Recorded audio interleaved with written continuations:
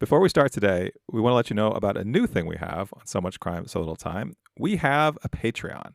If you want to support the show, help us continue to make this awesome content that you love, check out our Patreon, and when you become a paid member, you'll get an early preview of the shows that we're going to discuss, and then you can listen ahead of time and be in the know. Plus, you'll also get access to some bonus content that is available only to members. So join us on patreon.com/so much crime, so little time. The link is also in our show notes. Before you jump into listening to today's episode, why don't you take 10 seconds to rate and review us wherever you're listening to your podcast. This makes a huge difference to our podcast getting out to more and more people. After you give us a rating, listen to this show, and then after you listen to this show, why don't you go tell all your friends about it? Just before Easter in 2003, one dead body and over $150 million in heroin came ashore in southern Australia. How did it get there? Where was it going? And what does a small town ice cream shop owner named Tubes have to do with it? It's so much crime. So little time.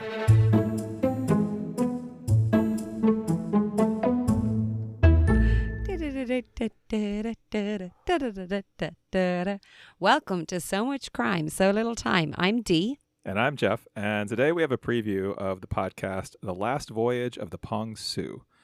So here we're only going to discuss the first episode. No spoilers for anything that comes after that first episode. We're here to decide if this true crime podcast is worth your valuable time. And then we'll come back next time. We'll do a full recap episode where we'll cover everything else that happened in this series. But Jeff, before we get into the story, it's time to hop into the time machine. So this crime happened in April of 2003, just before Easter. Okay, are you ready? I'm ready. What do you got? Okay, I've got two things for you. The first one is, do you remember your man from Space Jam? Bugs Bunny?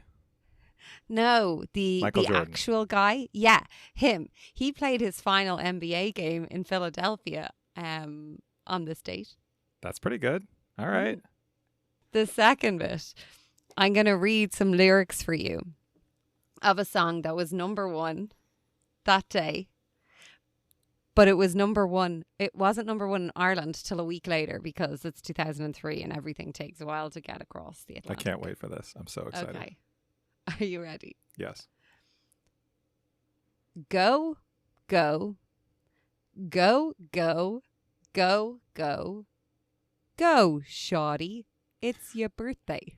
We gon' party like it's your birthday. It's really hard not to sing the tune of this. We gon' sip Bacardi like it's your birthday. But you know, we don't give a bleep. It's not your birthday. The yeah came out there real weird at the end. It's not your birthday. Yeah, what accent are you trying to do there? Is that I'm trying not to sing it. 50 Do I have an accent? In the club? That was number one. April. That was number one. That was amazing. Do you want to do the rest of the song? I'm sorry, I interrupted you. Did you want to do the rest of the song? That was my plan, was to just sit here and say that song the whole time. That was it. Wow. That was amazing. I love that it took a full week for it to get to Ireland. It came by boat, maybe? They put it on a CD, or did iPods exist in 2003? Yeah. I don't think so. Yeah, I think... Maybe it was like a mini disc. Remember mini discs? Oh, mini discs. Yeah. They were only around for such a small amount of time. Like a 4-month window where that was a fad. Okay. I know. All right. What do you have? I do have one connection to our podcast today, which is set in Australia. At that time in Australia, the amazing 2003 buddy comedy film that I never saw called Kangaroo Jack, which maybe we should cover on this show because it sounds like kind of a true crime story. According to Wikipedia, this film tells the story of two childhood friends who get caught up with the mob and are forced to deliver $50,000 to Australia, but things go haywire when the money is lost to a wild kangaroo. This sounds a little bit like Dingo Ate My Baby. It has Christopher Walken. Okay. That's our time machine.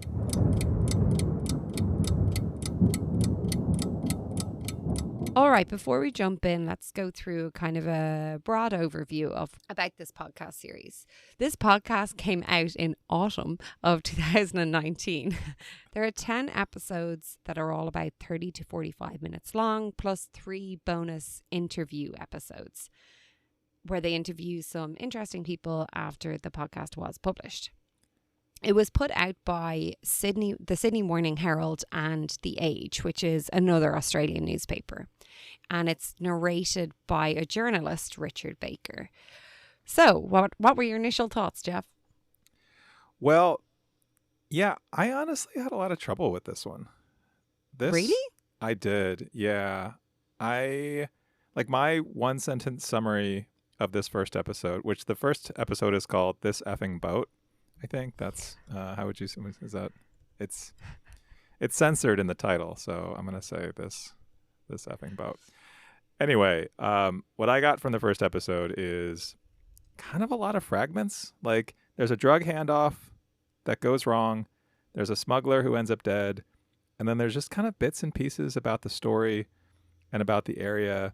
But yeah, I kind of struggled with this first episode. What about you? I really liked it. I listened to it twice, which I always do for any episode that we are discussing.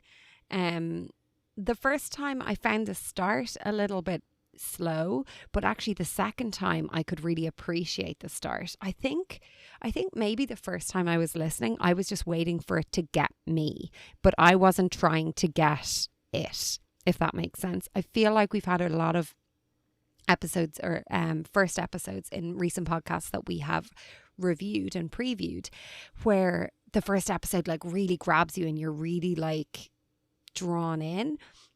Maybe you weren't drawn in because I've rubbed off on you and it wasn't murder focused and it wasn't like, oh my gosh, was I missing the murder? I think you were. I think I was missing the murder. Yeah, so did you listen to it twice? I did, yeah. I listened to it slowly the second time. You know that I'm a big advocate for 2 times speed when I'm listening to something the second time, but I didn't want to do this with this one. I just felt like I needed to kind of sit there and listen to it. And I feel like the second time I listened, it hit differently. So yeah, interesting that we're not on the same wavelength there. Oh gosh, there were a lot of waves. So many wave sound effects, or actually I guess recordings of waves throughout this episode. We're definitely on the coast at the ocean. We're definitely, and like we've just been on the coast. Yeah, we spent a lot of time at the ocean. It seems a lot of crimes happen at the beach. Yeah, they really seem to. That's our summer series. Our summer series is beach crimes. And actually both at Easter. No. When was the crossbow killer? That was Crossbow Easter. Killer was Good Friday. Yeah. This is our second in a row Easter story. Wow. Easter by the for beach. Jesus. Yeah. Jesus. For Jesus. So yeah, that's really interesting. I thought what did you think of the intro? I'm trying to remember. Oh, the intro was like the distress call. Right? The guy on the beach, right? Saying... Oh, yeah. Well, yeah, exactly. So it was like a poem plus waves. And then it went on to like heavy breathing. And then it was like what we learn later is actual footage that's been translated into English saying like Juan is dead, you know, like the kind of distress call from... Is it Juan that died? Yeah, it is Juan. No. Wong. We don't. No, Wong is the one who was alive on the beach. We don't know the name of the person who died on the beach. Okay. Yeah. It's a little confusing. And that, honestly, that was one of the things that I struggled with was we get a lot of people introduced in this episode. So it's only about a 30-minute episode. We get this whole group of North Korean drug smugglers, and we get a handful of locals. We get Des Appleby, who's a federal agent, and just kind of a hodgepodge of different people introduced. And it's kind of a lot to keep track of. I guess we've seen that in other shows, but it felt like a lot to me. Yeah, that's interesting. I was going to say, because like in previous shows, because you like to keep a tally of everyone's name and like who they are at the start of our like shared notes. And there was one a while back, Unsealed, the Tylenol murders, and you were like, I just had to stop because there was just too many people, and they're like, they ended up not even like surfacing in the. Oh my god, am I just gonna do lots of puns all the way through? Just float with it. Oh. Let the tide carry you. So, but like this is only really like 10 or so people. There was a few that I was like, who's your man? Like Des was in particular. So Des basically is an Australian federal police officer who was based in Macau. Yeah, that was an interesting little bit. That was. I was kind of okay. I'm gonna out myself as not being great at geography here. I've been to Southeast Asia. I've been to Melbourne. I've been to a few parts of Australia. So I know the general like vicinity of the globe. Have you been to Macau? I haven't been to Macau. Not in Australia, turns out. Turns out it's not. So I was like, why is he in Macau? And then I was like, are they saying... So maybe this is me, like, I thought it was great, but also I'm a little bit confused. They're trying... So the Pong Su was trying to get from North Korea... Yeah. Past Australia to Southeast Asia. I mean, I don't think so. So yeah, I guess we haven't really talked about like what was happening here. So the Pong Su is this boat, this North Korean boat. Talked about that at all. The Pong Su is, we have a boat from North Korea that ends up on the southern coast of Australia, outside this off the shore, like this is southern Australia, so it goes all the way around Australia. Yeah. And it's outside off this small town called Lorne, which is just like a tiny little beach town. And they're trying to drop off a bunch of heroin, like a lot of heroin. And yeah, what's the collective name for heroin? What, a flock of heroin? I don't know. Yeah, so but that heroin was going to just go on shore from the boat from North Korea, and then but it was somehow related to Macau, which is in what, like closer to China, right? Like, yeah, so I didn't understand why we were going from North Korea to Victoria, but like it wasn't like they weren't aiming for Victoria, they were aiming for Southeast Asia. Oh, wait, you know what? Hang on. Let me call up my my friends in the drug trade. Or the shipping trade. Or like well, maybe there's like it's a different is there a text on my shipping phone. They're all in the same group text.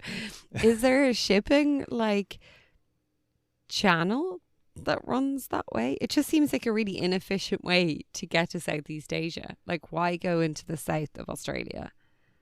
I feel like that's one of the big mysteries here. Is like, why were they there? This seems like the worst possible place, because this is why it all went wrong, because they're dealing with the and this is, I'm going to out myself as someone who's read a lot of books about things going wrong on the ocean, if that's a thing to out yourself about. But I don't know. Part of the problem This is taking a wild turn. So it does look like you're wearing a life vest, though. So I am. That's I am kind wearing of apt. which doesn't stay cold for very long, but it is nice. Jeff's being dramatic about how warm he is. It's the hottest day of the year. So they choose to try to get these drugs ashore around one of the craziest times in terms of the ocean waves being huge. And they make this reference. They play a clip from Point Break, the Patrick Swayze, Keanu Reeves movies, which I also have never seen, but I know of it. So anyway, where this is apparently a place that surfers go, because I know like we also live near a place where surfers go every year, Maverick Beach, which is like you get like these 50-foot waves or whatever. Have you ever gone to see the waves there? Okay. Anyway, they choose a place on the southern coast of Australia where it's like almost impossible to get a tiny little boat to the beach without capsizing, without someone ending up dead, which both of those things happen. And like, why. Yeah, we don't know. We don't know why they were there. We don't know of all the places. Australia's a big continent. Like, go somewhere else. Go somewhere a little bit more peaceful. Yeah. Yeah. It's interesting, but intriguing, I would think. Whereas you're like, no, I care very little. I don't know. We will get to that, I suppose. So the other aspect of the intro that I quite liked was all the snippets from what we can assume are like people's voices throughout the podcast. But one part particularly stood out for me, which is someone saying, we hunt people like this, and then we are getting close to the kill, was like the snippet of it. And I was like, it's such a weird phrasing to use for people. And I get that we're talking about drug dealers here, but I don't know. It felt weird to hear someone say like openly, like, we're hunting.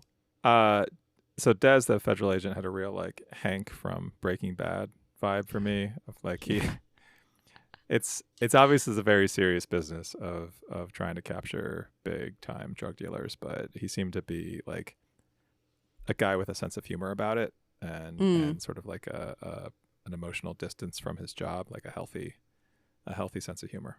On the note of, what did you say? A sense of humor. On the note of sense of humor, two of the most interesting people I thought we met were Tubes and Dickie Davies. So just start talking about Tubes first. We get introduced to him. He used to be a skipper for a boat or a ship. He's a surfer, and he's also an owner of an ice cream shop in Lorne. Yes, Fruits of the Forest ice cream shop. I looked them up on the internet. Wouldn't mind trying it. Some great reviews. Really, that's good. Happy to hear it. I just loved hearing from him because he's so like local. Again, like we've said this before in podcasts, I feel like it really gives you the setting, and I really liked that. I don't know if we'll hear from him again, but I really liked hearing from him. His backstory about surfing and nearly dying off Boggley Bay was it's Boggley Creek. Sorry. In Boggley Creek was interesting. I felt like it really set the scene for like how wild it can get there, like unexpectedly. So I thought that was really cool. Jeff, have you ever surfed before? No, I think surfing is tempting sharks. Have you? I have. Like often? No. How did it go? I've tried it. I mean, I remember doing it when I was in school. We went off the coast of Ireland because we've got some good surf spots there once, I think, and I was like dreadful.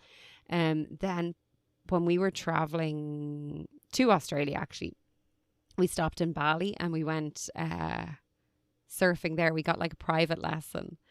So we had one instructor each. Like they picked us up on the little moped and like brought us down to this beach. There was like very few like tourists around. It was really cool. It was in the south of Bali. No, it was what's the island beside Bali called? Sorry. I don't know. Oh, I want to get this one right. It was in the south of Lombok, which is an island. What kind of waves are we talking about? Oh, like not that high. Like 25 foot? It's not at all impressive. 30 foot? Oh, yeah. I mean, come on. They were like about 12 foot, but that was it. Did you get to actually stand up on the board? I definitely stood up at points. I don't know how long I stayed standing. Yeah, it was a really like amazing memory. Yeah. It was very funny. And then you had to go back on the moped back with it was very funny. Anyway, sorry, a random story for you. So the next interesting person that we meet here is Dickie Davies.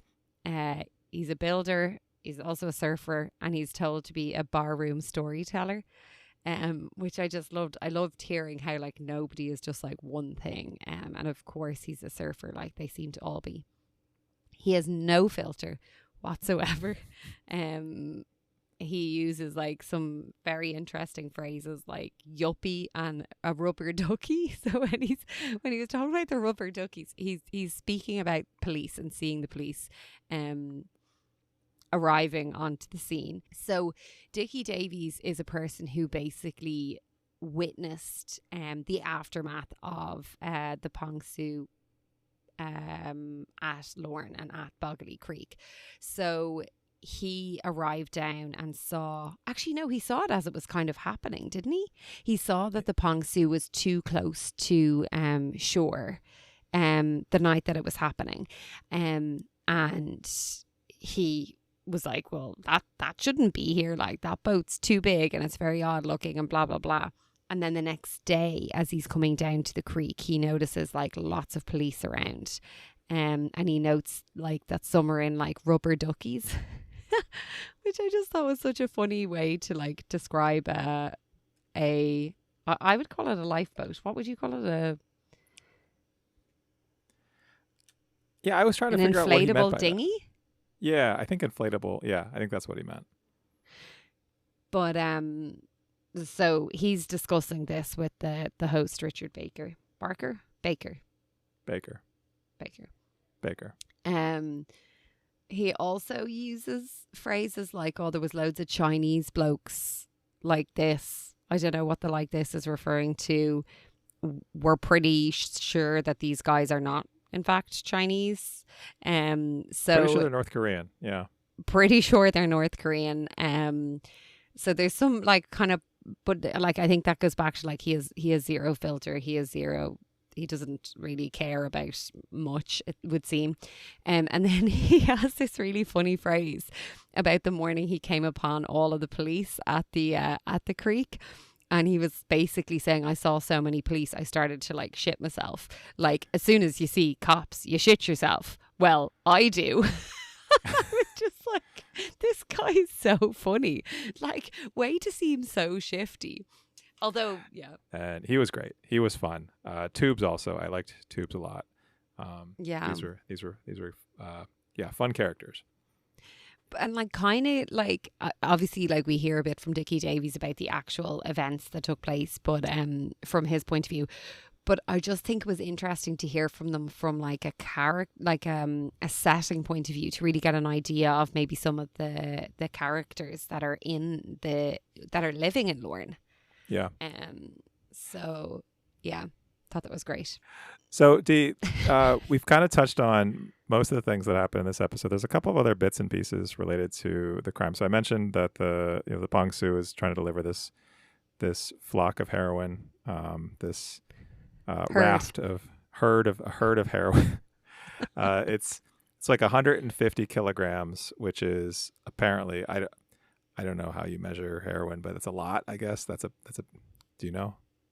How you measure heroin? No. What quantity do you usually get your heroin in? Is it by the not by the kilogram? Not by the kilogram. No. Not by the kilogram. Okay. Anyway. So like I said, this all goes wrong, right? Like we end up with one guy on the beach, one guy dead on the beach, and then there's these three other guys who are Lam, Teng, and Lee, who were the ones on shore coming to do the pickup, and then Wong is the one on the beach. Those are pretty much most of our characters. The only person we didn't talk about who comes up in this episode, I think, is Donna, who is a real estate agent of some kind who. Apparently, the three guys, Lam, Teng, and Lee, came to her looking to rent a house, and she just like realized that this was suspicious, or sus, as we hear a lot in this episode. And they love the shortening of words there. Love it. But anyway, she just like flagged them as dodgy characters, which was the right call. Well, she called the police and then she realized that they were already there. Yeah. Yeah, the police were already watching them. They were already watching them because Des had spotted the boat in Macau? I think so. See, like it jumps around. It's a little like that's one of the things that I struggle with. I wonder though, is it like setting it up like a jigsaw? It's like giving you all the integral, like the corner pieces. So it's with a jigsaw, right? We're going to have all the corner pieces, and then it's going to like fill in all the middle bits as we go. So we're going to work our way in, I think. I think so. And I want to say, this podcast checks a lot of boxes of things I'm interested in. Like, first of all, not about murder. So that's refreshing. I like that for us on this. I don't know. You said you weren't into it at the start. Okay. It was missing a murder. I'm trying to say the things that I like about it. Okay. So I'm interested in a drug story. I watched all of Breaking Bad and all of Better Call Saul. So I'm interested in that. The North Korean angle. I've read several books about North Korea. It's a fascinating, kind of like horrific also, but fascinating place. And I'm curious to learn more about these North Koreans and kind of their story, how they ended up here. Like it's rare to encounter North Koreans outside of North Korea, right? Like that's not common. So how these guys ended up here, the ones who are on shore, the ones who are on the boat, like there's a lot of like mystery around this. Australia in general, love a good Australian story. We haven't done an Australian podcast yet, so that's great. So yeah, I'm definitely. Do you think that's good for like when you're going to be a true crime tourist and you get to be like, well, now we got to go to Australia?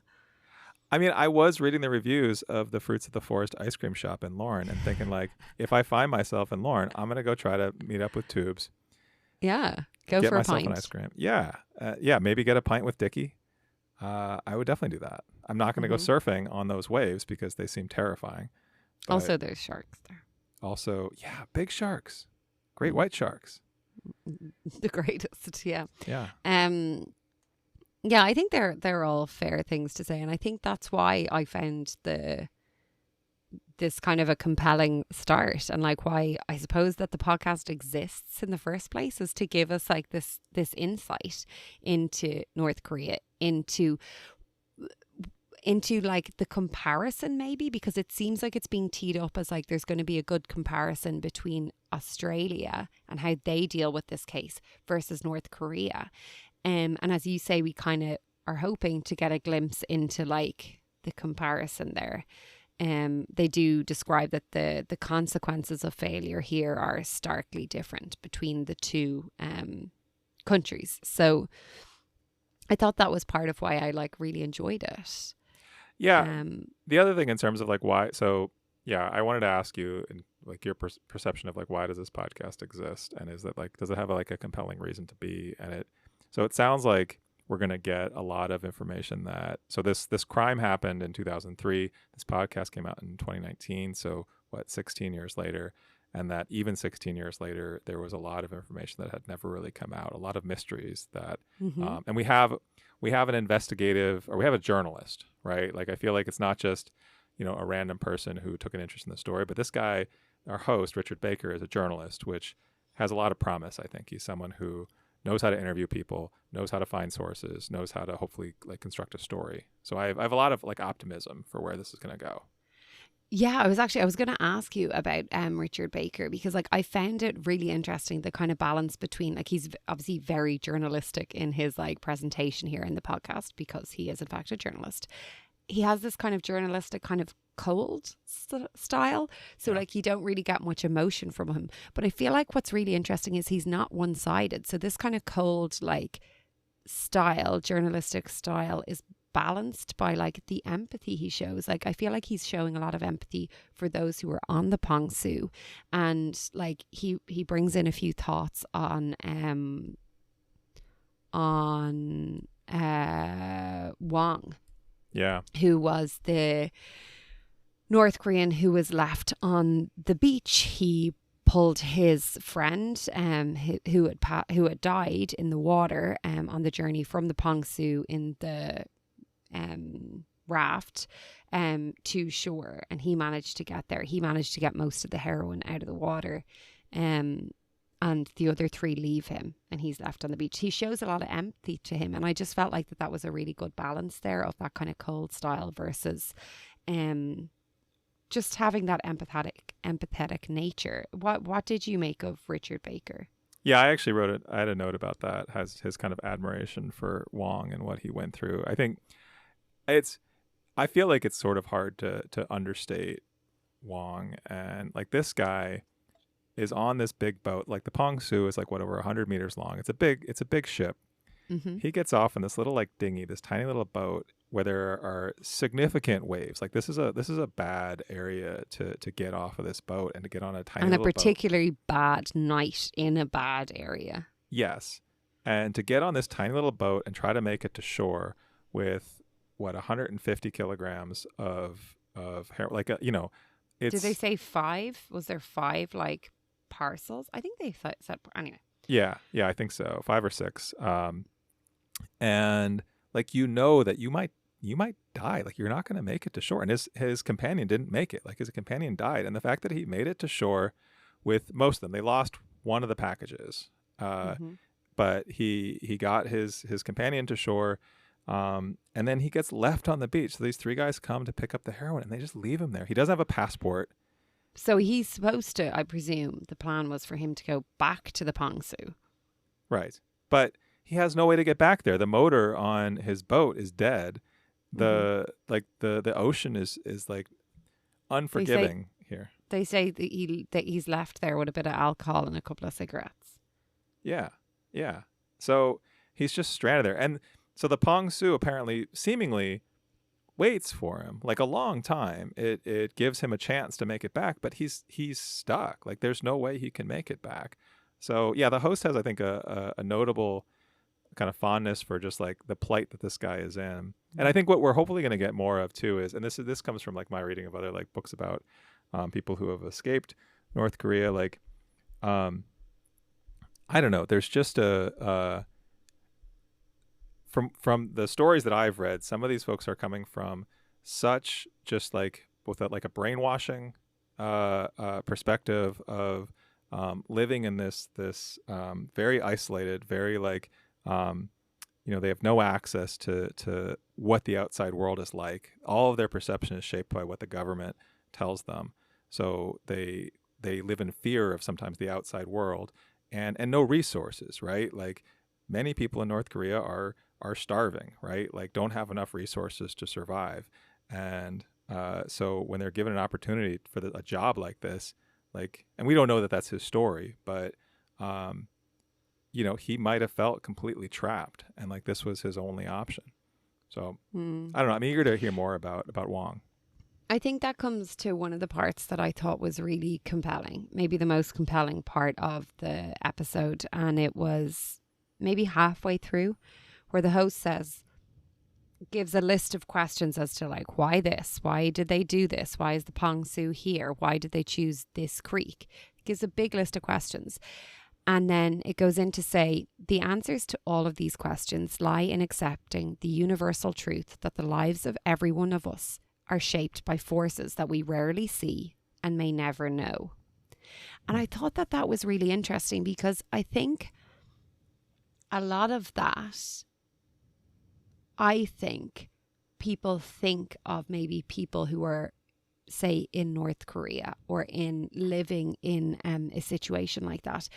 But what the host is saying is it's not just the people in this story from North Korea who are living in this manner, but it's everyone. And it goes on to say how the members of the Pong Su were under the Kim Jong-il regime. That was who they were being controlled by. The onshore party were being controlled by the major drug bosses of the Golden Triangle in Southeast Asia. The Australian Federal Police were being controlled, or were being shaped by the intelligence community, who seemed to know more than the Australian Federal Police did, but they wouldn't share it with them. And then the Pong Su herself, who was at the whim of the infinite power of the ocean. And I just thought that was really interesting. It was a really compelling way of tying this all together. And it's like, it's probably not something I would have thought of. It's not how I would have seen it. And I think at that part, I was like, oh, I'm in. This is going to be interesting.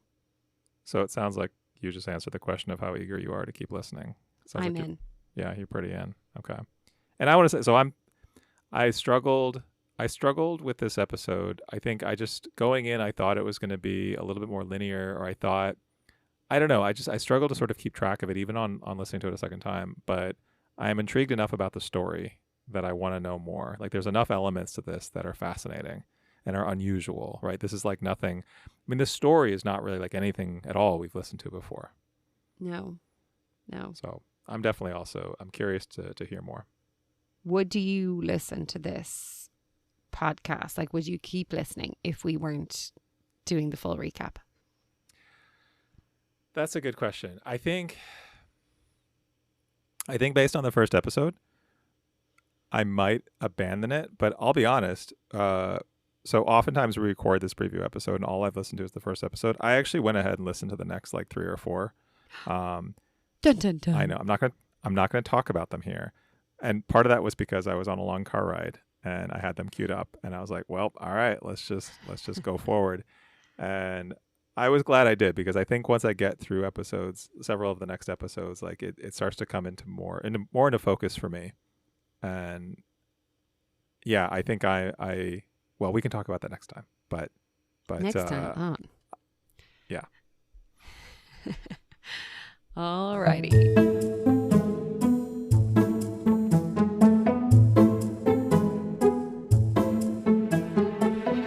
All right, Jeff, on to the true crime question of the week, and I'm going to bring it to you this time. So we've heard in this story about a lot of different groups of people. So we've got the people on the Pong Su.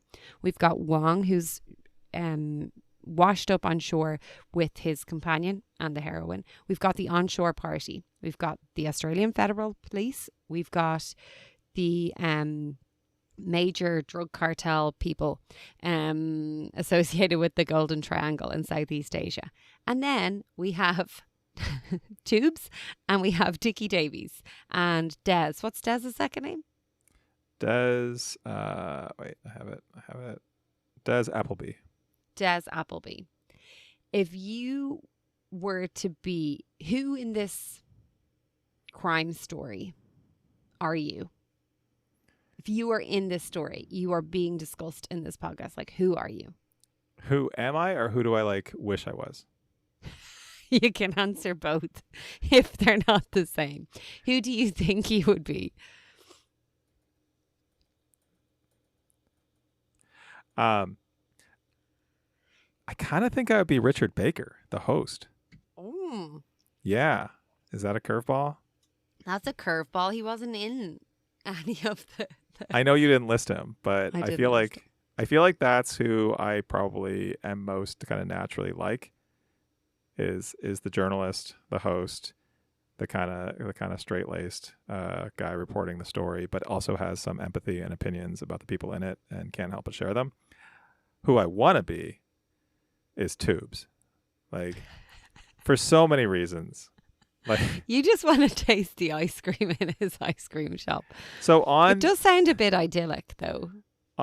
So one of the creators of this podcast is The Age, this newspaper, and they have this. I will link to this in the show notes, but they have a who's who, and they have little descriptions of everyone.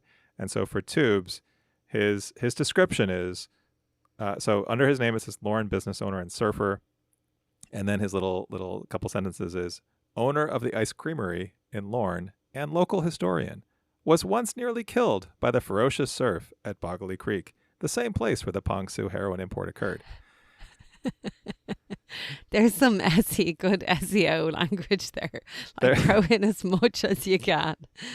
There is, but I don't know. I would love to be a owner of a local ice creamery and a local historian who was once nearly killed by the ferocious surf. You can't be nearly killed by the ferocious surf if you won't get on a surfboard, though, Jeff.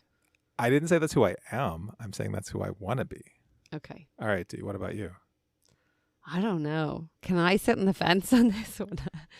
I think I might be Des Appleby. If I could be someone. I feel like... Why? I don't know. It sounds fun and scary to be like chasing down drug lords. I mean, I'm scared of my own shadow, so I don't think I would be any good at it. But who are you most naturally like? I don't know. I keep thinking about Wong, but I don't know if I'm most naturally like Just alone on the beach with a couple cigarettes and a dead body. And some alcohol. Yeah. Being abandoned. Wow. I feel like we just got into some like a dark place in your soul.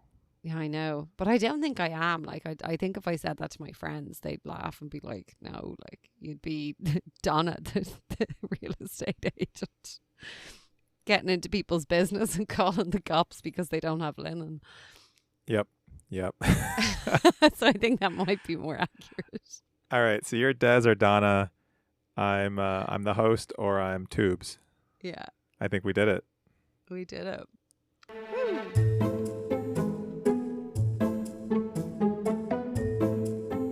Next time on So Much Crime, So Little Time, we're going to cover the rest of the Last Voyage of the Pong Su. Who are all these people? And how do they all end up on that beach in 2003? And what's the best ice cream flavor in Tube's shop in Lorne? That's Jeff, next. we're going to have to go to Lorne to find that out. I mean, all right, road trip.